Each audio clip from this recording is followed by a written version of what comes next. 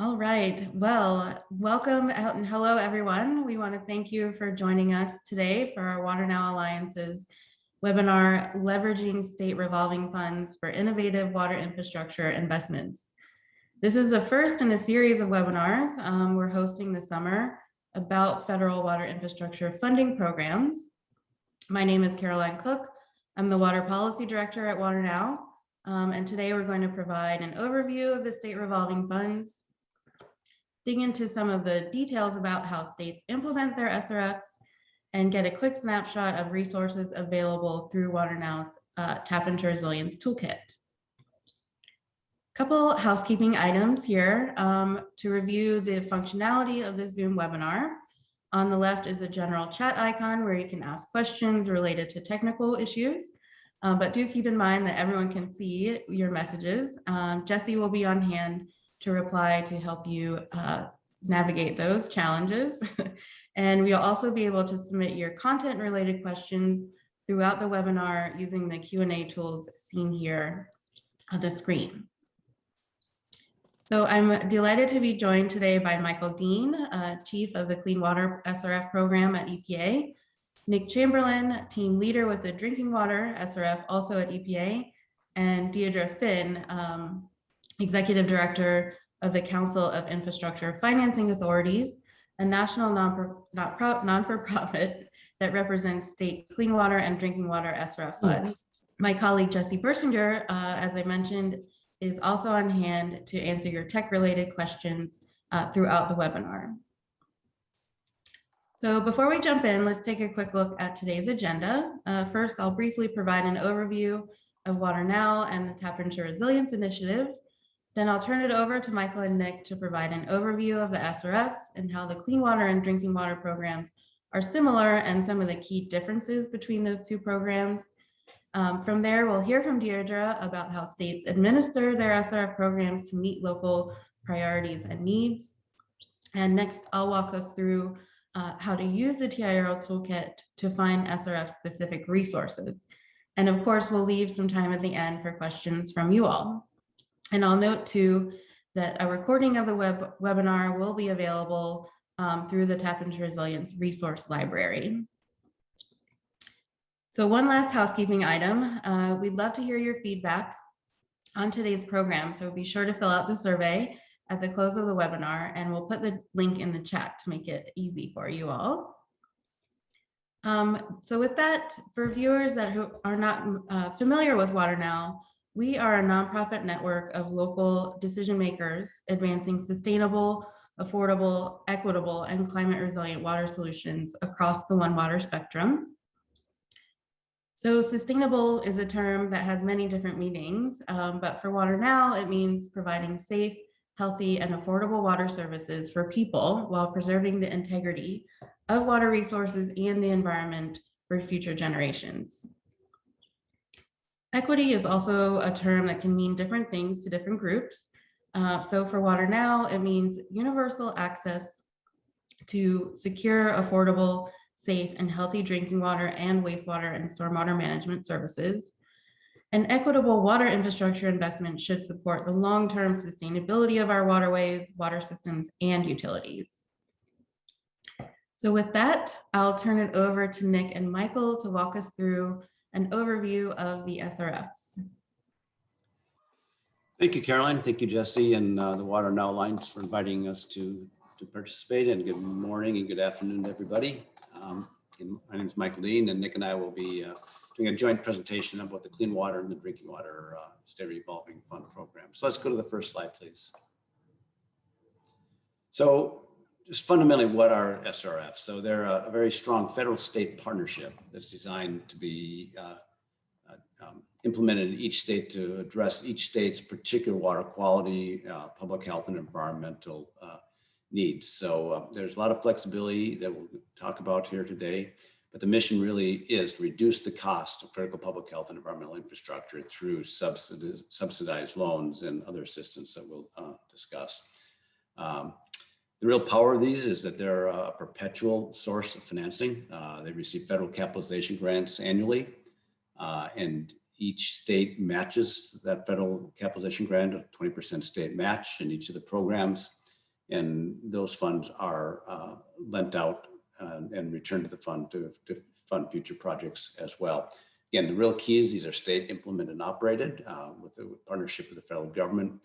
And we're very, very focused on flexibility and innovation to help states work with all of you and communities to address your particular needs. So while there's certainly some federal structure and oversight, we really work with Deirdre and her members, the state entities that actually operate the programs to meet community needs. So we're going to go through some of the types of assistance and interest rates, but just from some perspectives, the Clean Water SRF was established in 1988, and since then it's provided about $145 billion of assistance, about $7.5 billion last year in 2020 alone. The Drinking Water SRF was established later in 1996, and it has provided about $44 billion since then, including about $3.6 billion last year. So next slide, please. So here's just a graphic representation of the basic model. So there's 51 clean water and 51 drinking water SRFs, one in each state as well as Puerto Rico. Some are operated quite independently. Some are operated by or jointly by the same agency. The real diversity in the operations of them, but the fundamentals are the same. The federal capitalization grant goes to the SRF along with the state match funds. Some states leverage. So what they do is they take those capitalization grants and essentially use them. This is very simplistic. Use them as a reserve to be able to go out to the municipal bond market, issue additional debt with the security of those capitalization funds, and provide additional money. So by leveraging, and about 29 states have leveraged over the history of the Clean Water SRF program, providing about $40 billion of additional funding. And about 22 states in the Drinking Water SRF program have leveraged an additional $9 billion of funding. And by doing so, again, there's more funding, but because they have to repay those debts, there's a bit of a balance between the level of subsidy they can provide and the amount of funding. So more funding, but often slightly less subsidy so that they can repay those bonds in the municipal bond market. And again, the power is the money comes back and can be loaned out over time. For example, I believe of 145 billion in Clean Water or SRF, slightly less than a third of that has actually been provided as capitalization grants, and the rest of the bulk of it, $100+ billion, is assistance provided from the dollars returned to the SRF for future projects. Next slide, please. So what types of assistance can the SRFs provide? Both the Clean Water and the Drinking Water SRFs by statute can provide loan assistance at 0 to market rate, and market rate is essentially what for us as a 20-year general obligation bond buyer index. But Deirdre's going to get a little bit further detail in her session about what the actual interest rates have been historically from the programs, which are really quite low. So the Clean Water SRF and the Drinking Water SRF can provide terms up to 30 years, and for the Drinking Water SRF for state-defined disadvantaged communities, an additional 10 years, so 40-year term is an option for those loans. Types of assistance are loans. They can actually buy or refinance existing municipal debt. They can guarantee the purchase of bond insurance or provide other credit enhancements for local debt. So again, maybe a slightly less subsidy, but further leveraging the ability of the funds to reach a greater number of projects and a greater volume of assistance. And both programs also have what we call additional subsidization, which is grant-like mechanisms, forgiveness of principal, negative interest rates, or in some cases, direct grants from the states as well. And there's limits to annual limits to the amount of funds that can be provided with additional subsidization, and we can discuss that if people want to in the question and answer session. Next slide. So who can receive funding? It's a bit different here. So I'm going to talk about the Clean Water SRF, and then Nick will weigh in on the Drinking Water SRF. The Clean Water SRF has broad eligibilities depending on the types of projects, and we're going to talk about the types of projects in the next slide. So for wastewater treatment work, what we call publicly owned treatment works under the Clean Water Act, the assistance recipient must be a publicly owned entity. So municipal utilities, regional utilities. But for wastewater treatment type projects, what we call treatment works, it has to be a publicly owned entity. You'll see a list of others there as well, not for profits, certain private entities, homeowners, individuals. Those are for non-treatment works type of projects that the Clean Water SRF can fund. And again, I'll stop for a second there and we'll get into that on the next slide. But meanwhile, Nick, why don't you talk about the drinking water SRF eligibilities? Thanks, Michael. So on the drinking water side, our eligibilities are limited to public water systems.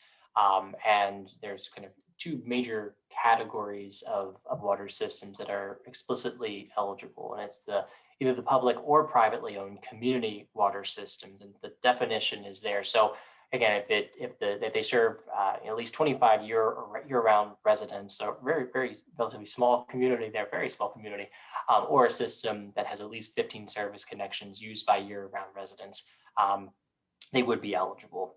And then also nonprofit, non-community water systems. And oftentimes that is a school or maybe a publicly owned campground, sometimes places of worship. Those are also eligible. One note, though, is that we do have a handful of states that do not fund privately owned water systems. But again, the vast majority of the state program and the DWSRF do fund them. And I think kind of a rule of thumb, at least for the community water systems, is the vast majority of water systems that are kind of town water systems, like to think about like city or town water systems, the vast majority of those are eligible for the DWSRF. Next slide. So that kind of talks about that one key distinction between the two programs with kind of core, what we call maybe core utilities, is the drinking water can provide to investor-owned utilities, while the Clean Water SRF cannot provide assistance to investor-owned wastewater treatment utilities. We have one anomaly there actually, which is water reuse. So a project that's deemed water reuse performed by a privately owned utility actually would be eligible for funding under the statute. So here's a broad list of the types of projects that Clean Water SRF funds. Centralized wastewater treatment. We do decentralized as well, whether they be septic systems. That can be rehabilitating septic systems, replacing septic systems by connecting people to a central wastewater treatment system. Energy and water conservation within the utilities. A lot of stormwater projects of both gray and green infrastructure. Agricultural best practices. So now we're starting to get into where some of these private entities, we have some really good examples. I believe Deirdre has some of where private entities, farmers, various farm groups, not-for-profits and farmland groups and others can receive assistance in order to do watershed scale projects, habitat restoration. We do a lot of forest land management, streamline restoration for water quality purposes. Groundwater, a lot of surface water protection type of projects. So all of these, depending almost everything other than kind of a wastewater treatment utility, the eligibilities do include privates and not-for-profits and community groups as potential recipients as well.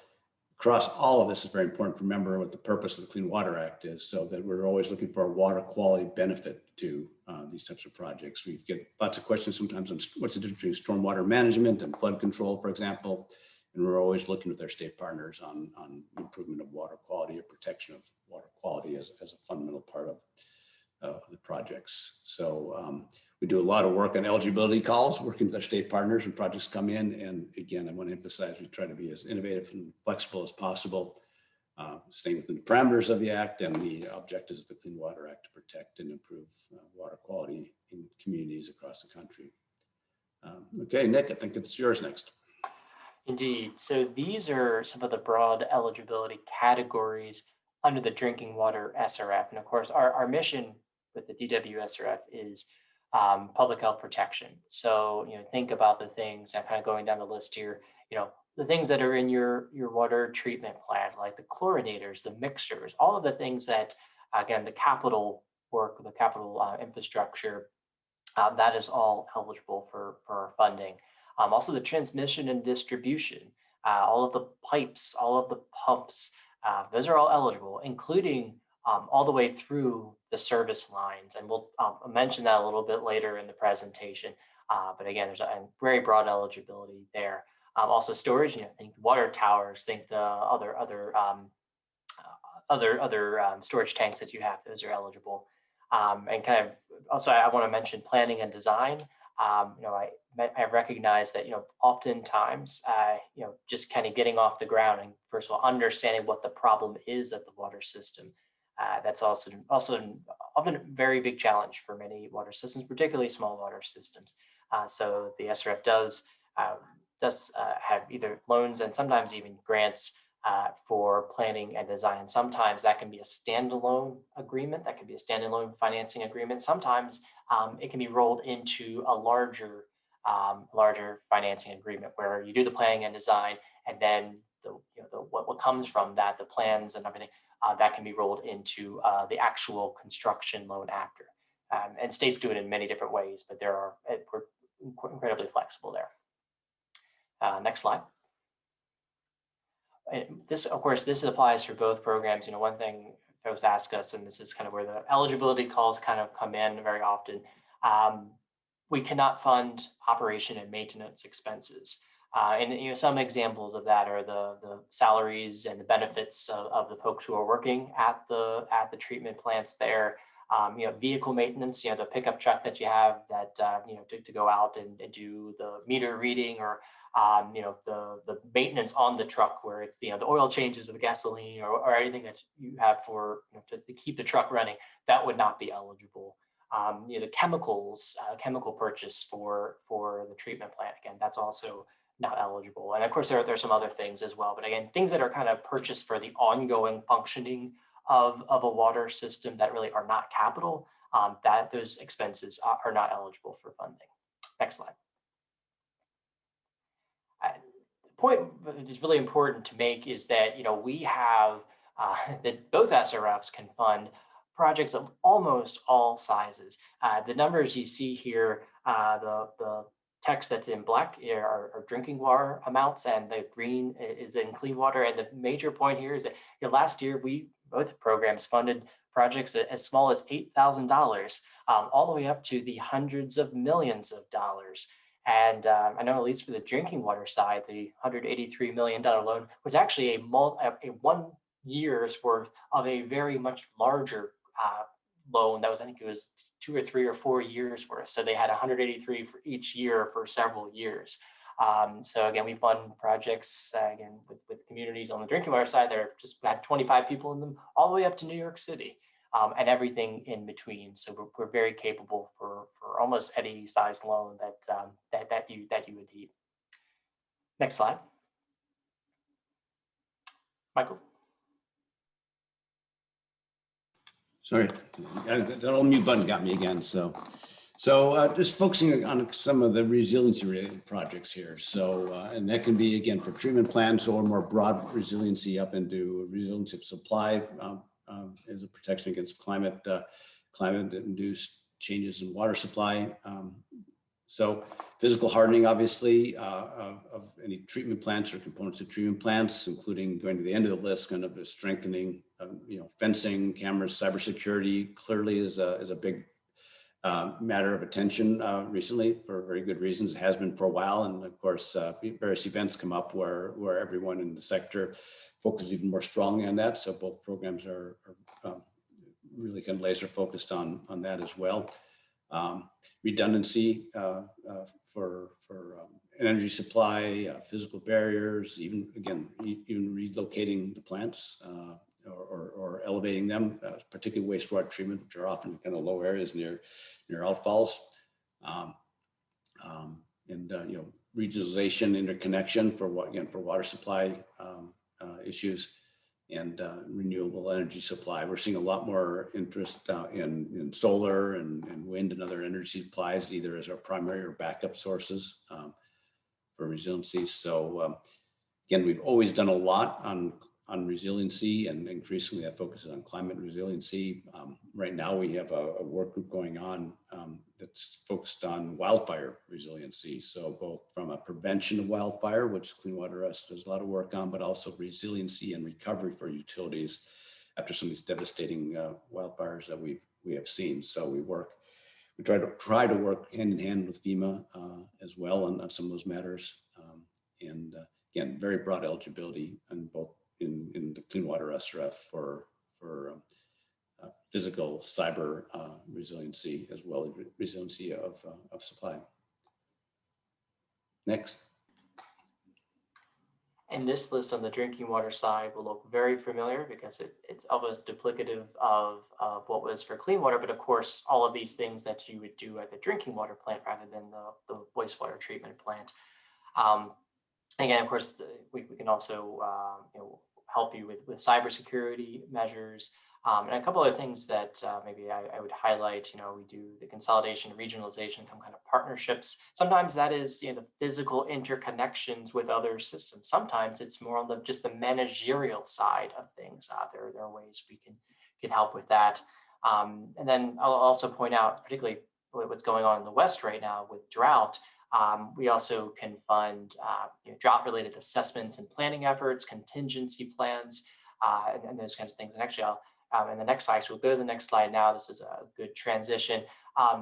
Something that is unique on the drinking water side is something called the Setasides. And that's kind of a bureaucratic term. What's really important for folks who are here with us today, who are utility managers or city councilors, or what's really important here is that we have money that is outside of the infrastructure fund, outside of just the capital revolving fund, where states can choose at their discretion to take some of the money, that seed money that comes from EPA every year. They can take some of that money and use it for those non-infrastructure activities and programs, because I think we all know that not every drinking water challenge or problem requires an infrastructure solution.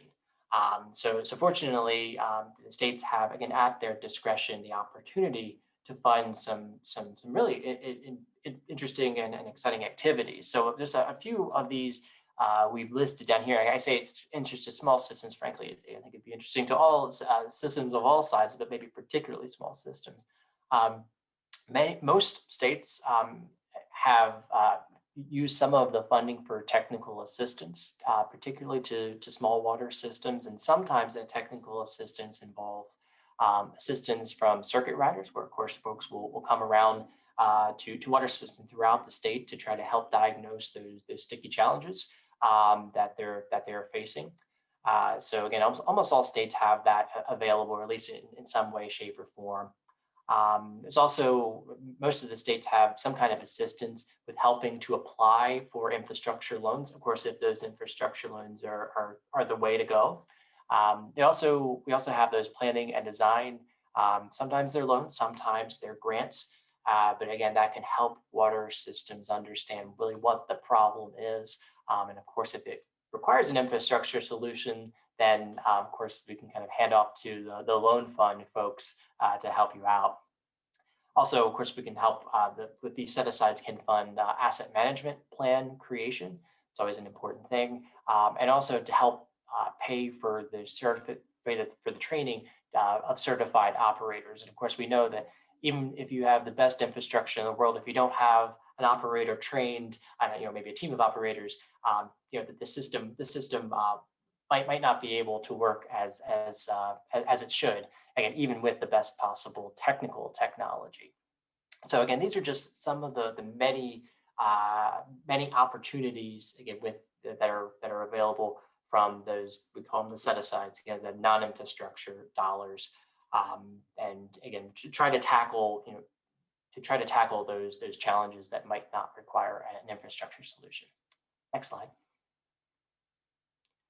I mentioned before, I wanted to kind of go back to I was mentioning service lines before, and of course, one of the questions that has come up very frequently over the last 5-10 years are questions around lead. And of course, there is a proposed rule for a new lead and copper rule revision that is, again, that has been proposed by the EPA. So we wanted to make sure, took some time today to talk about some of the eligibilities that are very specific to the lead contaminant. So I have talked, of course, a little bit about the loan fund. Again, that's one, the revolving dollars. And I just spoke about the set-asides. And I wanted to mention that, of course, there are some things that can only be funded by one of those spots, but there's some of the things that can only be funded by the other. And then there's some things that kind of go in between. But what's really important is the things that are at the bottom. What can you do with lead? And of course, the state can help you kind of figure out what pot of money that they can take it from. But I think it's very good to focus on the bottom here, where we can fund, the DWSRF can fund full lead service line replacements.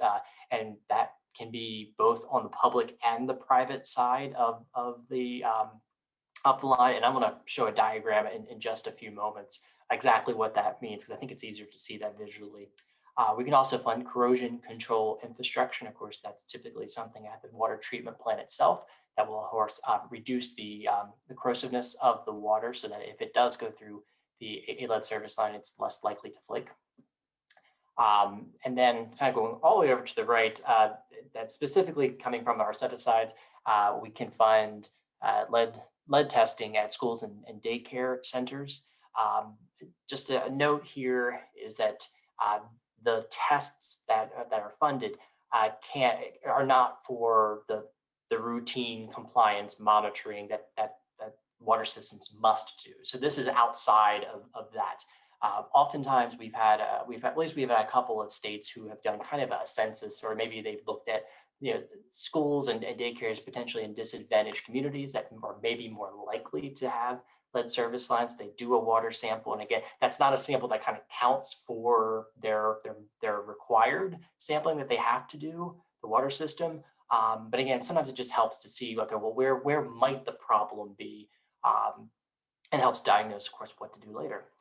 And then in the middle, things that can be funded by both of the pots of money are those corrosion control studies, and then there's inventories as well. So one of the biggest challenges with lead and lead service lines is to determine where they are.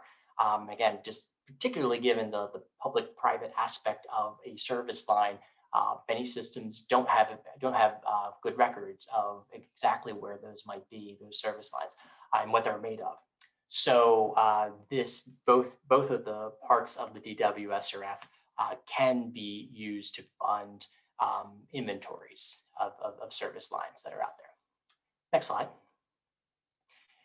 Again, kind of going back to that visualization, because I think it's very helpful to see this.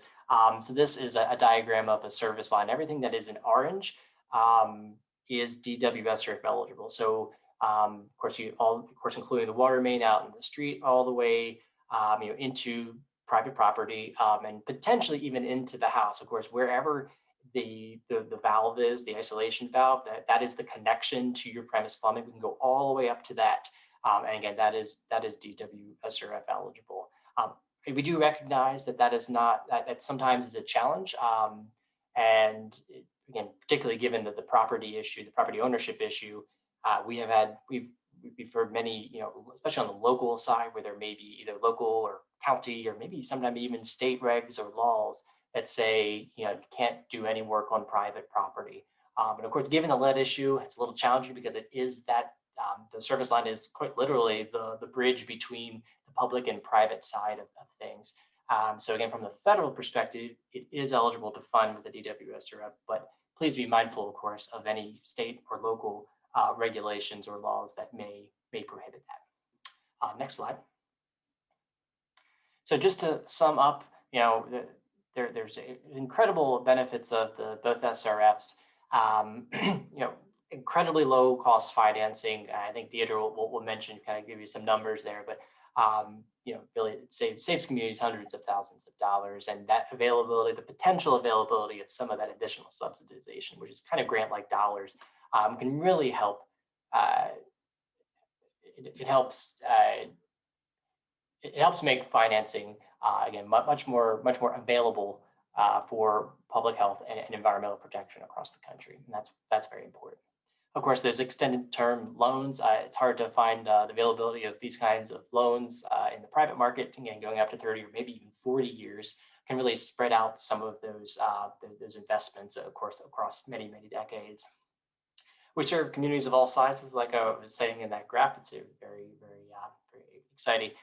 We have availability of technical assistance as well for maybe those problems that might not need an infrastructure solution right now, at least.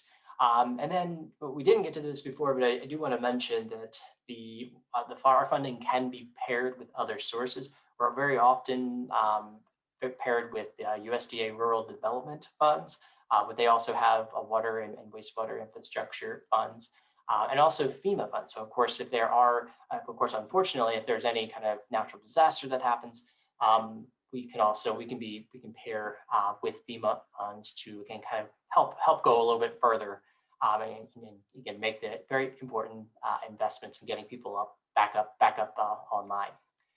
Next slide. And again, I think Deidre will talk a little bit more how to apply, but at least you guys will have this as some links later in case you'd like to apply for funding. And with that, I'll turn it over to Deidre.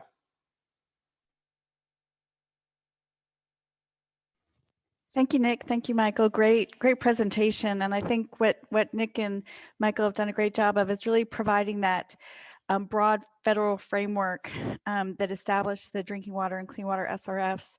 And then what I'm going to talk a little bit about is how within that broad federal framework, states really do customize their programs in order to meet the needs and priorities of their communities. Next slide, please. So the Council of Infrastructure Financing Authorities is a membership organization of the Clean Water and Drinking Water SRFs. We advocate for robust, responsive, fiscally responsible, and recurring investment in water infrastructure. So one of the things that Michael mentioned about the recurring aspect of the fund, because the fund is created as a subsidized loan, we are funding projects that would never have been funded potentially if the program was funded as a traditional grant program. So as Michael said, about $47 billion of funding has gone into the clean water SRF, and that has generated, because of match and repayments, an investment of $145 billion in infrastructure. And of that, $65 billion, which is actually more than what was provided through federal capitalization grants, will continue in perpetuity, and it grows every single year to fund more and more projects. So it's a great model for sustained protected infrastructure funding. All the money that goes into the SRF has to stay in the SRF in perpetuity, cannot be used for any other source of infrastructure or other funding. And so it really comes down to what's eligible under the broad federal framework for how, what the SRFs can fund. And that's expanded since the beginning. Next slide, please.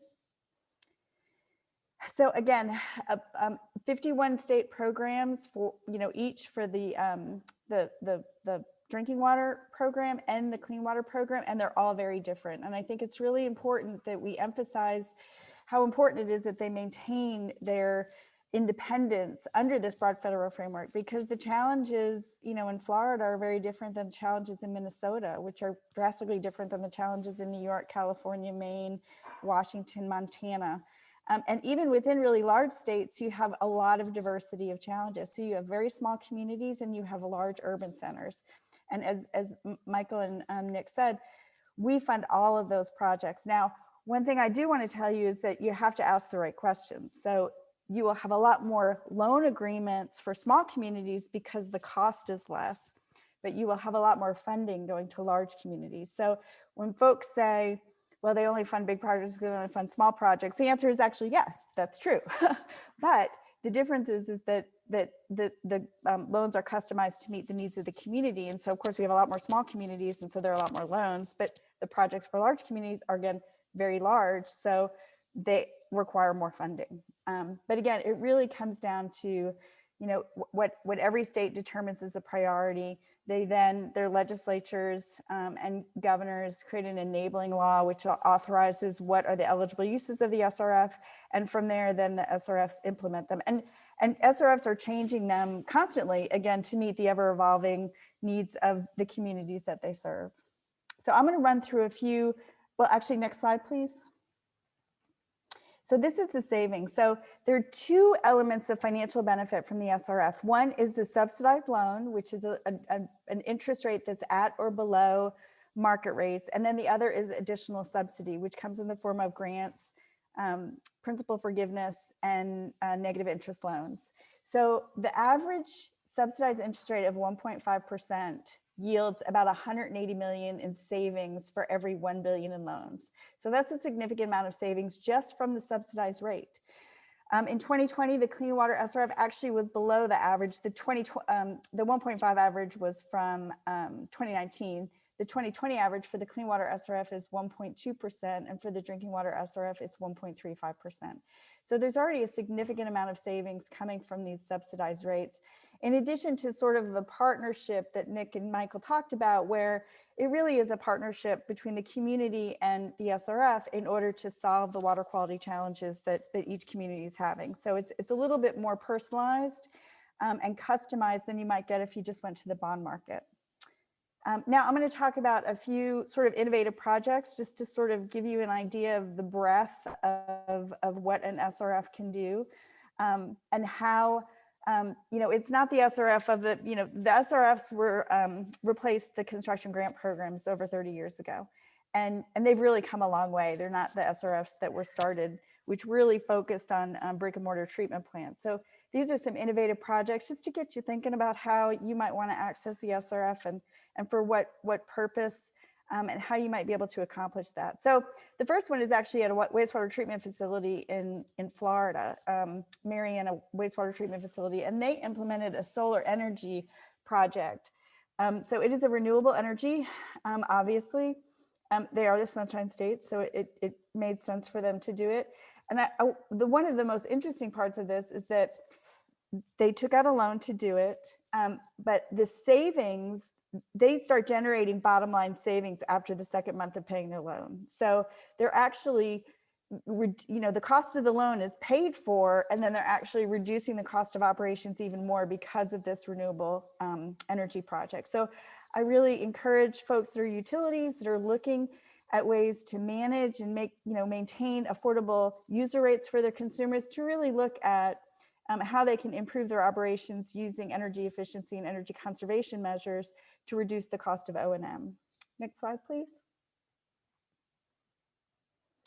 So this is the PennVest, which is the Pennsylvania SRF, and this is Temple University Charles Library, which received a $4 million grant to install a green roof on top of, and multiple other facets, permeable pavement and drainage systems on their new library. So it's an innovative way. It's not a utility project again, but it is a community project. It is, you know, because of the type of project, it was eligible for funding, even though it's not a utility. So again, thinking creatively and innovatively. And also, this is an emphasis of how partnerships are really important. So you really need to sort of have a community-wide approach to protecting water quality beyond just the utility. Next slide, please. So this is a Virginia Living Shoreline program. So the large picture is a picture of what can happen with, you know, from basically tidal wave energy. It can really erode the coast, which erosion causes serious water quality problems. And so what Virginia did was they fund a statewide program that then provides loans to private homeowners in order to be able to build living shorelines. So the other pictures are examples of the projects that have been funded through this partnership with private homeowners and local communities in order to be able to protect the water quality. Water quality is, of course, for the Clean Water SRF, a huge issue, but you know, sort of an innovative approach. It's not a utility, not even a community, but really getting down to the homeowner level. So those are available and eligible under the SRF, the Clean Water SRF. Next slide, please. Arizona, this is something that Michael had mentioned. Arizona had a fire in 2010. It's called the Schultz Fire, and it was devastating in the surrounding area of Flagstaff, Arizona. And the community came together and they actually passed a bond issue to implement measures to mitigate the devastating impacts of fire. And you can see in the top slides, so you can see the fire, the scalding on the mountain, and then the devastation that it caused up close. And what happens in Arizona is, you know, you have fire season and then the monsoons come, and the monsoons are really exactly what you think they are. They're torrential rains that come down, and you can see the pictures on the bottom show massive flooding, which has water quality impacts. And so what the Clean Water SRF in Arizona did was partnered with Flagstaff and implemented a forest management program in order to be able to restore and recover from the devastation of the Schultz fire, but also implement measures to protect against future wildfires. And you can see the restoration is the bottom right-hand picture. That's what the forest, Cochina National Forest looks like now. And so it really is a very innovative, most people when they think of the Clean Water SRF probably don't think of forest management as a tool to protect water quality, but in fact, it is an important and effective tool. And again, this required the partnership of the National Forest Service, the State Forest Service, the local community of Flagstaff, the utility, and the SRF. So it really is an innovative kind of forward-looking approach to how we can protect the environment. So next slide.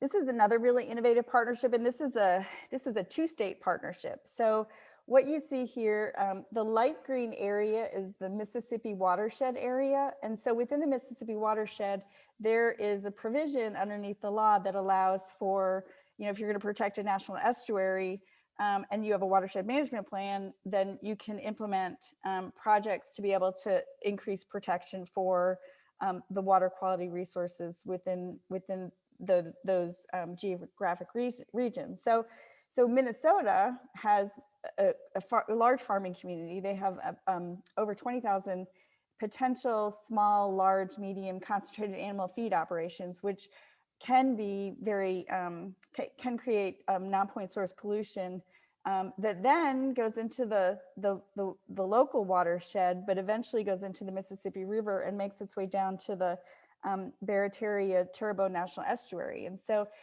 what Minnesota did was it reached out to Louisiana and the estuary there, and they developed a partnership, and they are funding projects at local CAFOs and farms to be able to reduce the amount of non-point pollution that's getting into the watershed, which will eventually impact the natural habitat downstream. So again, a very innovative approach, maybe not something that you would naturally think of when you think of the clean water or drinking water SRFs.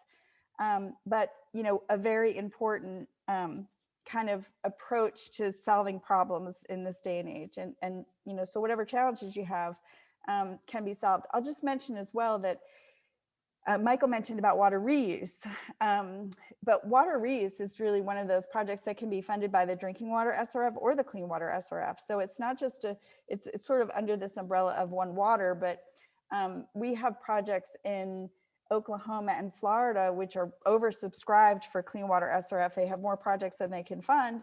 And so they really tapped into the drinking water SRF in order to fund some big reuse projects, because ultimately water is recycled, a recycled element, and it is either directly or indirectly being reused in the water cycle. So again, just very flexible, innovative program that can be used to address just a wide range of needs. Next slide, please. So my recommendation to you, if you want to learn more about the SRFs, is you can visit our website. If you could just go back to the slide before.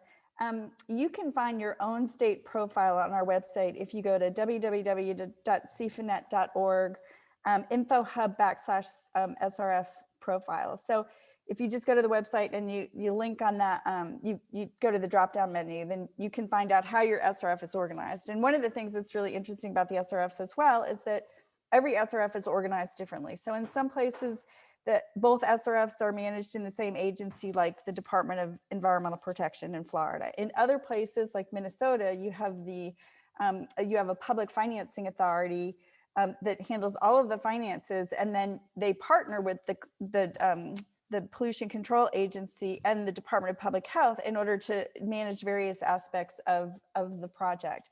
In still other places, you might have two. In Ohio, you have one natural resource agency that does part of the work, and then you have a financing authority that does the other part of the work, the finances or the bonding. But you'll be able to learn what your state does and how it's organized, what your interest rate is, how much money is provided in additional subsidy, what type of additional subsidy is used, and if you visit our website there.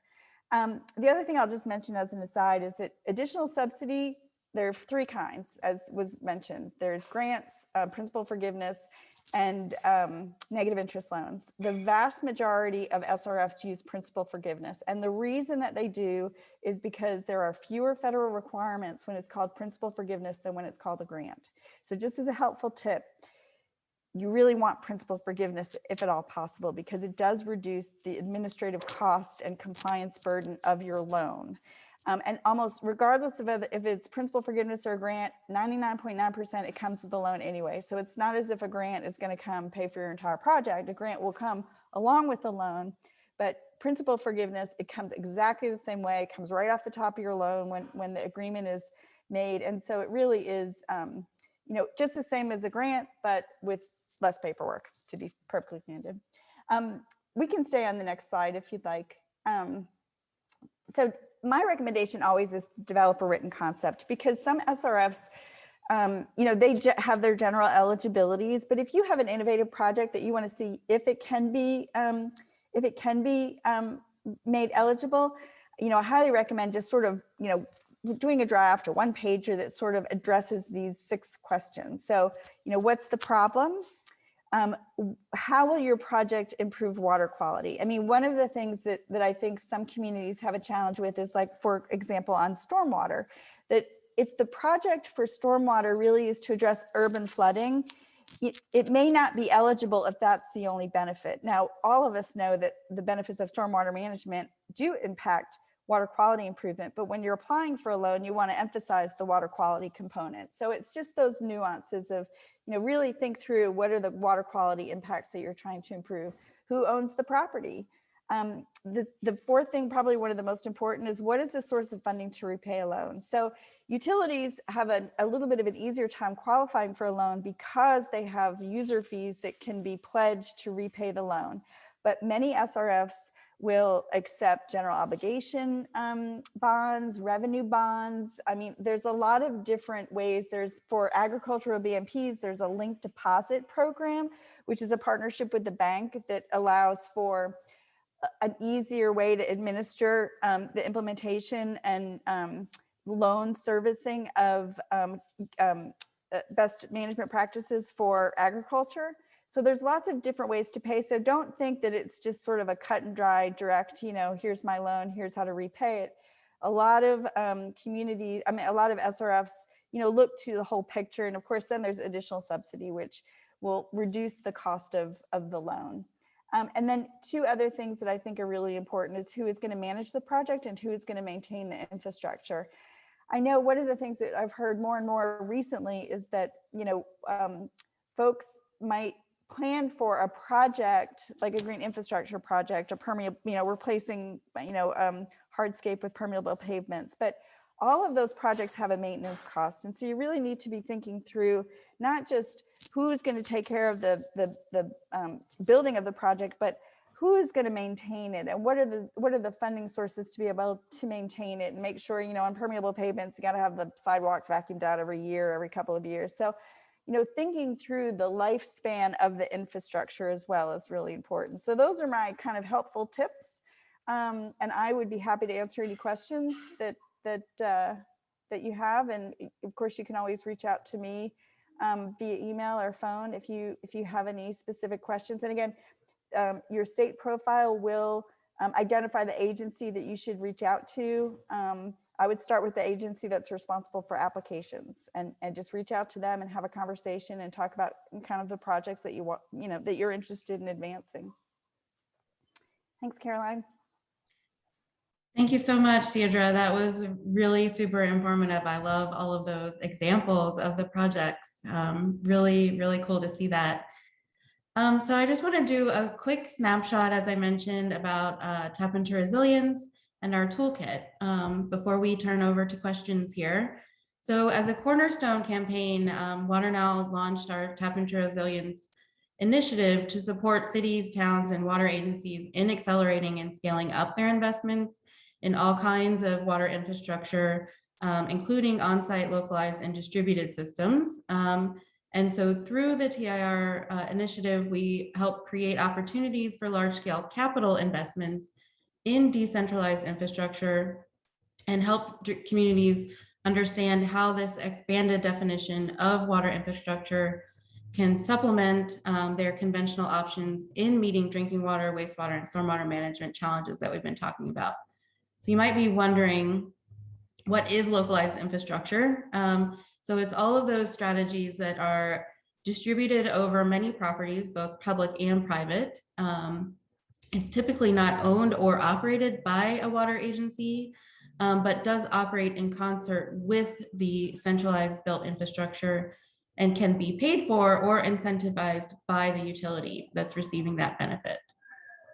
So as you can see, this really is a broad umbrella term that covers a range of water solutions and technologies but can generally fall into three main categories, which are private service line replacements, like those lead service lines that Nick was talking about, and sewer laterals, water use efficiency and conservation measures, stormwater and flood management solutions like green infrastructure, that green roof that you saw. And so these solutions really do provide some important benefits associated with this expanded portfolio.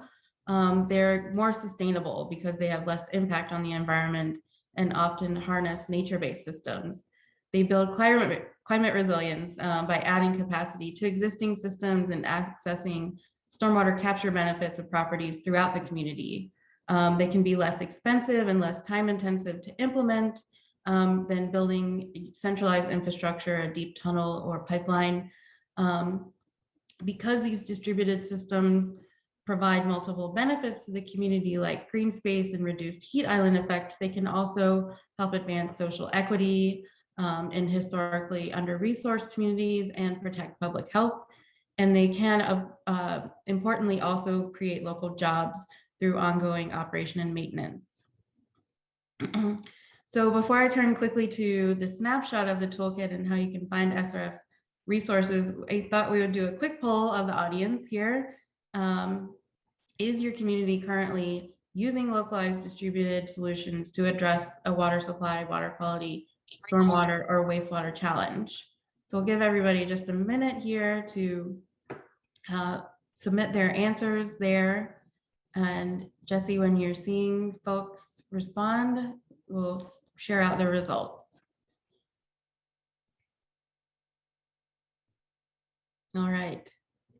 How do we do? A lot of I don't knows, and we have a few programs. So glad to have you all here to learn more about these options and explore the toolkit.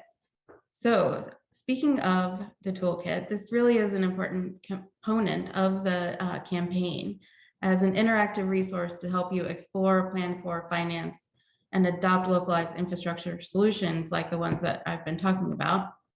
And so the toolkit contains self-guided modules with answers to financing, tax, accounting, and legal questions that can come up when you're paying for these newer innovative solutions. So the toolkit does include a lot of resources, but for today, we're just going to look at the SRF, since that's what we're talking about. As you can see, the SRF section is within the financing module, and you can navigate through there to find out more about the eligibilities that Michael and Nick have been talking about, some ideas on how you might use in partnership with your state SRF, as Deidre was recommending, ways to use SRFs to pay for these innovative solutions, and some information about the Green Project Reserve, which is a way for states to direct funding in the SRF to green infrastructure, water use efficiency, and other environmentally innovative projects.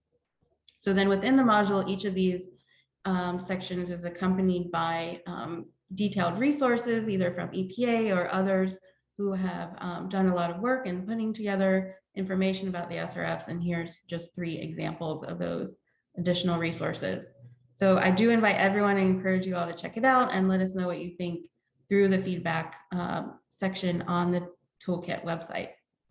So to wrap up, I also encourage you all to join us in July and August for our next webinars in the federal funding series, where we'll learn about HUD Section 108 loan guarantee programs, that can help fund innovative resilience projects, and the Bureau of Reclamation's Water Smart program available to Western states to help combat the impacts of drought. And we'll put links to those for more information and registration in the chat. And if you're not already a WaterNow member and would like to, it's free to join and you get access to member-only resources and information. But with that, we'll turn to the audience Q&A. We've got a few minutes here and lots of questions.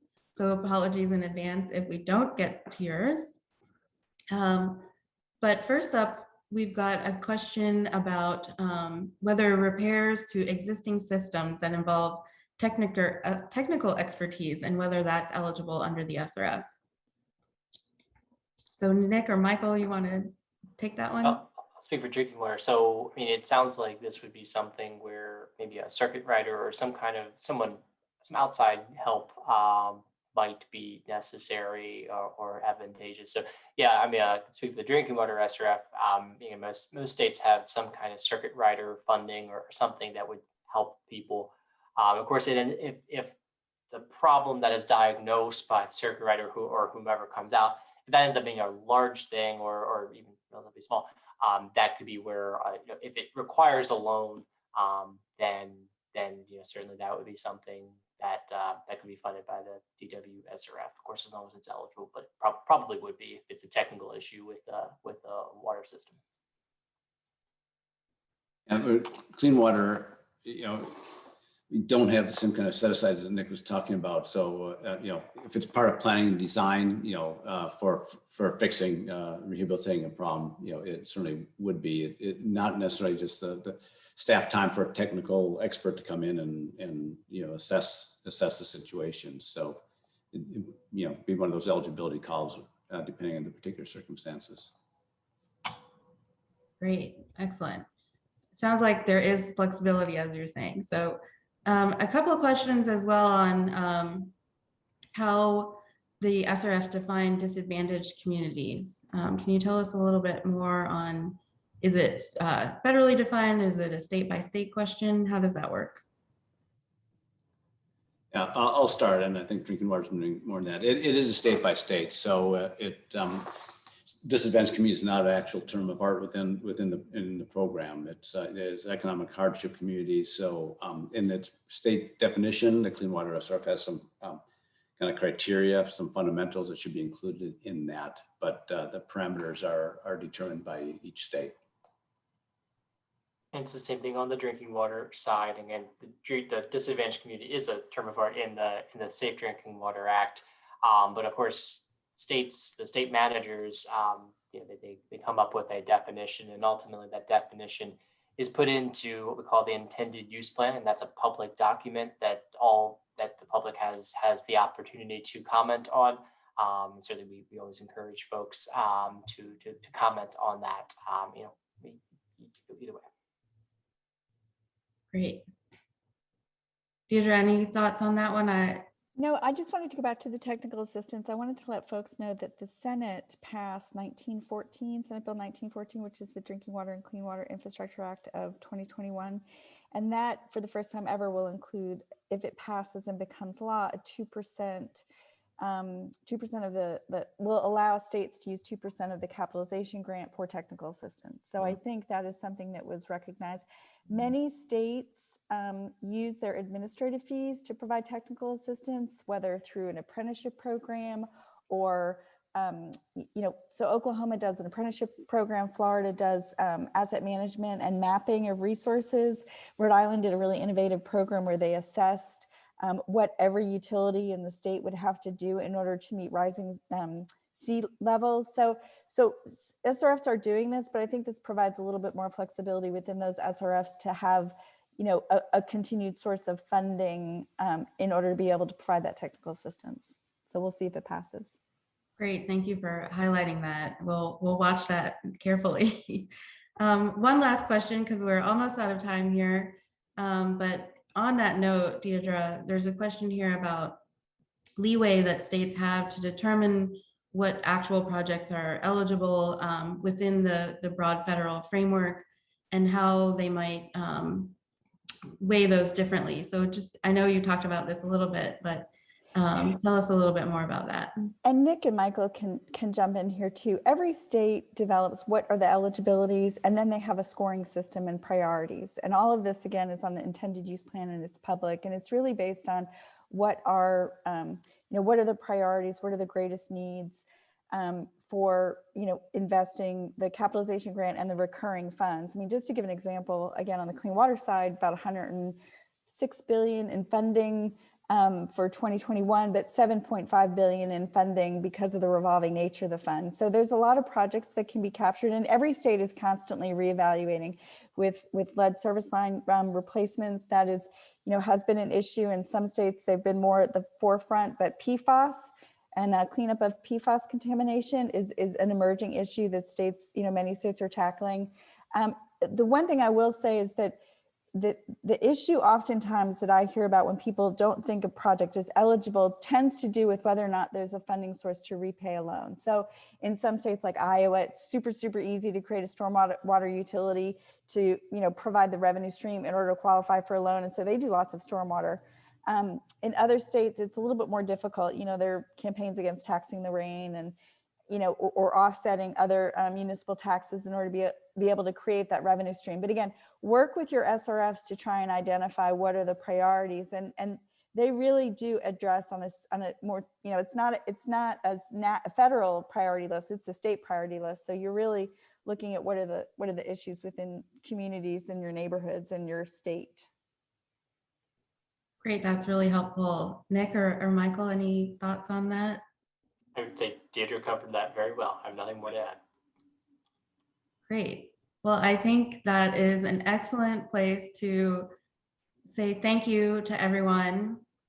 We really appreciate this panel joining us today. It's very informative. I know I learned a ton. We hope that you all did. And thanks again for joining us. And Carolyn, I'll just mention, I know there are a lot of questions that we didn't get to. So please, I'm sure all of us would be happy to be approached by participants individually to answer any questions if we can make sure they have that information. Absolutely. Thank you for that offer, Michael. And we can share these questions with you all as well in the panel if you want to help us respond to those after the webinar. Sure. Great. Thanks, everyone. Have a great afternoon.